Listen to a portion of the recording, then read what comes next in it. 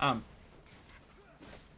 yeah, and see, I'm just building full tank here, so I'm probably not going to be getting a lot of kills, but I should be able to protect my carries as well as initiate. I do. This is a pretty standard technique that I do here. If you noticed in chat, I said need to wait on LW Twitch, then I can peel. Earlier on, I like to go for plays where you're catching someone out and killing them immediately, because you have burst. While later on, I go for more of the peel tactics, where once your AD carry has their 3 items set, you know, whether that's Blade of the Rune King, Static Shiv, whatever, as long as they have their damage, their attack speed, and their penetration. So that would be, for Twitch, it would be IE, PD, and Last Whisper, which is the highest damage one of it. Once they have that, that's when you want to focus on just peeling for them, because their raw damage will be able to kill people. And right there, you saw Renekton blow up. That's because he doesn't have a finished tanky item. He has a what's it called? A Ravenous Hydra, but then he doesn't have a finished item there for tankiness. And so the team's pinging to back up there because Twitch isn't there, and it's probably a smart decision. And so I just go in here to get myself some gold, and I realize I really want a Giant's Belt, so I find out I have just enough to get it here. I'm pretty sure I buy it. Yes, I get the Giant's Belt just so I can be a little bit more tanky, because I was getting blown up a little bit, even with my 188 armor and my 107 MR and my feint, you know, and the 50% damage reduction from taunted targets. Like, I'm still getting hit really, really hard, and that's something that happens, you know, when you're a tank and you're running into all 5 so that they can blow their cooldowns on you. You're going to take a lot of damage, and that's not to say go in and die and then blame your team for not winning the fight. You need to be able to realize how much damage you can take and still get out.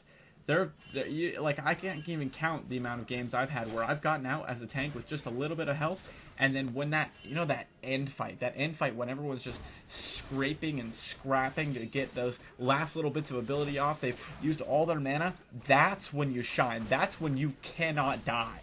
That's when you can go back into that fight, apply as much pressure as you'd like, and you don't need to worry about it because they've already used everything. They've already used their ultimates. They've used a ton of their mana. They've burned their cooldowns. They've used their item actives, and so they can't just instantly burst you anymore.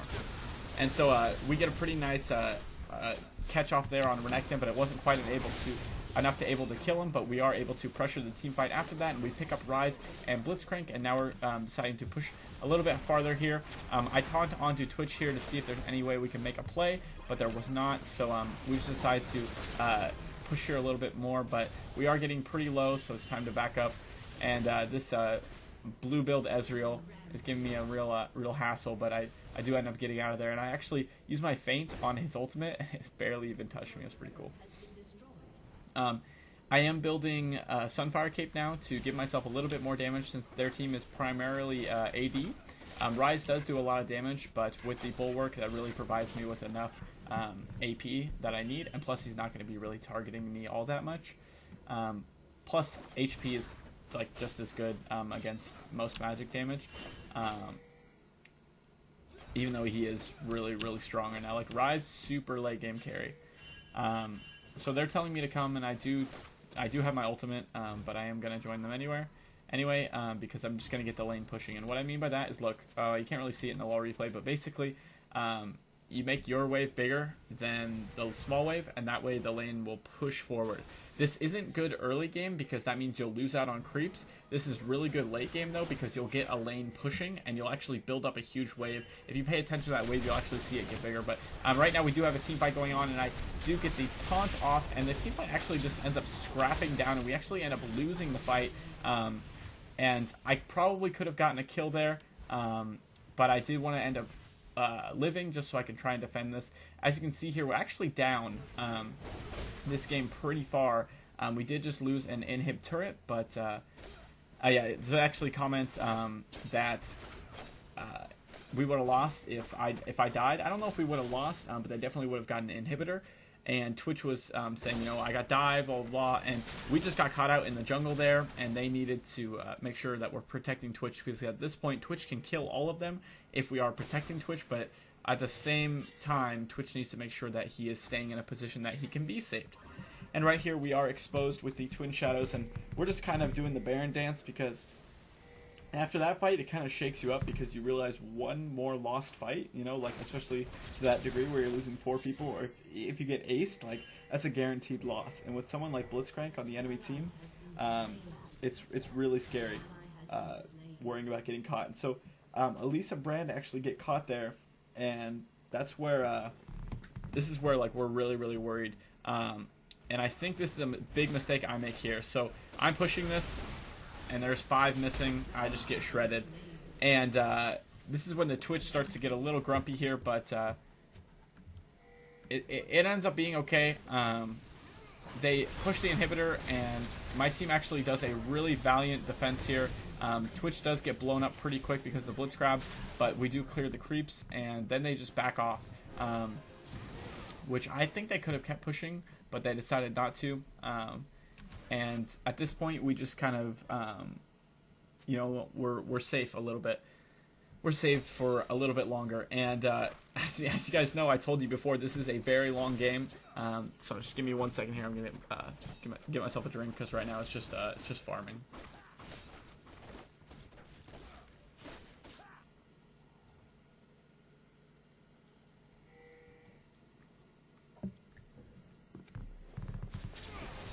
Okay, so we've got another team fight starting here. We realize this is probably going to be our last team fight, and it goes exactly how we'd like it, where Twitch is able to carry because we moved up into the front and Twitch was making hand motions. You guys can't even see these hand motions. Twitch was in the back, we were in the front, and we were just stonewalling, you know, pardon the pun, them from getting through. And you'll see if you rewind the video, I actually, when Ezreal died with his GA, I went to the other side a little bit because in case he decided to port that way, I would be able to give him the old, you know, Shen, TPA Shen, baton, smackaroo. But that fight definitely restored the faith in our team because we were having a pretty positive game, but, you know, it's definitely, it's frustrating when you start to, you know, when you start to lose, and that happens. So right now we're talking about Twitch getting a GA as is full built, how they are going to get Baron, and I think I tell Elise to tank up here.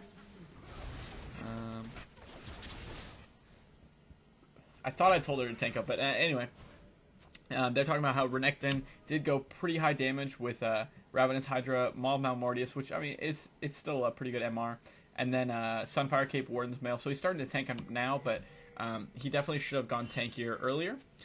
And, I mean, that's what I did right off the bat. I don't have any damage items, except I guess you could call Sunfire a damage item. Luckily, though, with my kit, I have something that forces them to attack me. If you just go full tank on somebody that doesn't have any reason for them to attack you, they can just ignore you. Like, that happens with some tanks. But I do have my taunt, which does force them to attack me, as well as my key strike actually does a pretty good amount of damage because of my large amount of health. We have another team fight going on here, but it does get disengaged without anyone dying here. And so I'm actually going to just go normal speed for the last bit of this because I want to make sure you guys are seeing these last fights.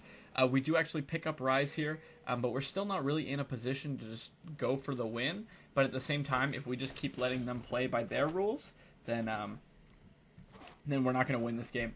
And so I let them know I have ult, and so that they could push mid, because Rise has a very large death timer.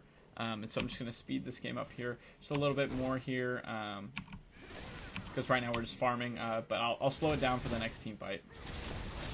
Alright, so we're back in the normal speed here, and they've got Baron buff, and they're just kind of, you know, pushing forward. If you can see my almost full build here at the end, of course I'm going to want to sell my Doran Shield, but I do have 4,416 health with a Warmogs, Locket of the Iron Solari, Ninja Tabi with Home Guard, Runic Bulwark, Sunfire Cape, and that Doran Shield, which does put me at 245 armor and 111 MR.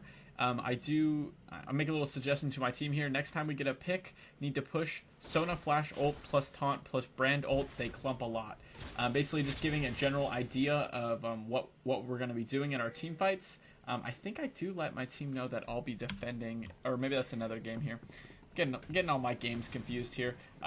We had the Siege minion chasing them down, but then they decided not to. And we do see that Ezreal's GA is back up, and Twitch was pretty risky positioning up there, but we are going to have that team fight coming up here. They do activate the Twin Shadows. Blitzcrank is running up. He goes for the flash pull, but Brand flashes away, and so he dodges that, which is good because Blitz Flash is down. And so we're just going to... I wish I could go a little faster than that, but a little slower than this. So they Rune Prison me, which isn't going to do much to me. I mean, I've lost 400 health, but I gained 20 health a second, so it's not that big of a deal. I am going for the big taunt there. That would have been a really, really nice taunt. But I am finally starting to take some damage here. But I'm just looking for my opening taunt because we don't want to lose this inhibitor. And then I actually do taunt. Look at that crescendo. I taunted the Rise and the Ezreal. And the crescendo hits the Lee, the Rise, the Ezreal, the Blitzcrank. The only person that didn't hit is the Renekton. But then we're able to blow up the Renekton. Elise jumps in. I actually ult on, hoping for a nice taunt. And then she does throw that stun out. I taunt the Blitzcrank, and we absolutely destroy them. And then the Ezreal is going for that poke fest here. Elise does jump on the Ezreal, throws the taunt down, then we're able to blow him up, pop his GA right after he uses Arcane Shift. There's no way he's getting away, and we just get a nice little blow up there. And then I'm heading mid immediately just because we need to get these, we need to get as much out of this as we can. So they'll be pushing, and that was a pretty sweet team fight. That is the power. If you're ever playing Sona and you want to know how to carry, that's how you do it right there. You hit a 4-man crescendo, and your team absolutely destroys them. My taunt, I think, was pretty good because I did get their main damage dealers, and then it really set up their response so that they could get crescendoed right in the face. And then they pinged for Baron, but I was pretty sure it was down yet.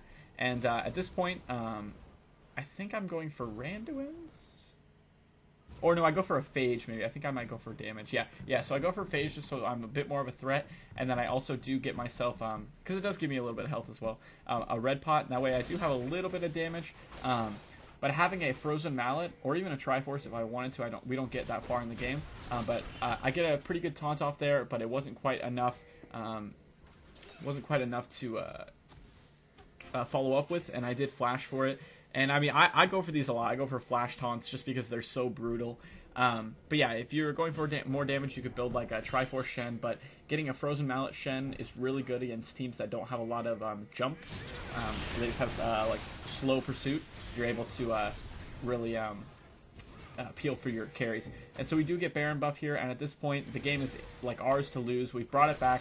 We've pushed 2 inhibitors, and now we're just pushing this last tower. And I just tank the tower for a little bit, just because I'm not really scared. And I make sure to use my ultimate there to protect my team. We push the tower, we push the inhibitor, and then we go to push the game. And that is pretty much GG. If you guys enjoyed this full Shen top gameplay commentary, you can be sure to like this one. And if you really want to, you can go back to part 1 and like that as well. I hope you did enjoy the video. I know this was really, really long, and I appreciate you watching the whole thing. And as always, guys, stay classy and keep winning.